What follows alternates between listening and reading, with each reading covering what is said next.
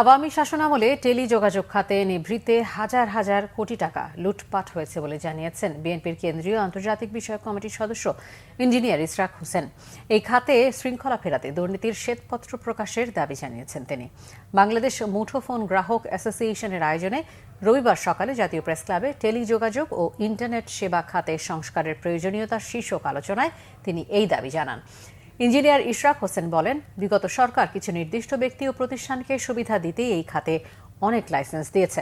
জুলাই গণঅভ্যুত্থানের সময় ইন্টারনেট বন্ধ করে পাশবিক অপারেশন চালানো হয়েছে বলে মন্তব্য করেন তিনি।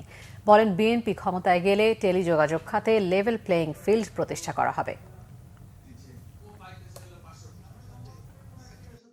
আওয়ামী সরকার আসার পর এখানে বেনিফিশিয়ারি হয়েছে শুধুমাত্র সরকারের অত্যন্ত ঘনিষ্ঠ 2-4 জন ব্যক্তি।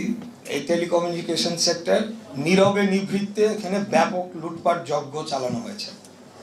এটার পিছনে ব্যাপক সরকারের একটি অর্থ বাজেট ব্যয় করা হয়েছে এবং সেটি কিভাবে ব্যয় করা হয়েছে এবং কারা কারা দুর্নীতি করেছে আমি চাই এটার শ্বেতপত্র প্রকাশ করা হোক, যে কারা কারা দুর্নীতি করেছে, কিভাবে করেছে এবং এই অর্থগুলোকে কিভাবে আমরা আবার বাংলাদেশে ফেরত নিয়ে আসতে পারি। আমরা বিগত দিনে দেখেছি যে ব্রুটাল অপারেশন, পলিটিক্যাল অপারেশন চালানো হয়েছে বিরোধী দল মত যারা প্রকাশ করেছিল বিগত সরকারের বিরুদ্ধে, এবং সেগুলোকে ধামাচাপা দেওয়ার জন্য ইন্টারনেট বন্ধ করা হয়েছে।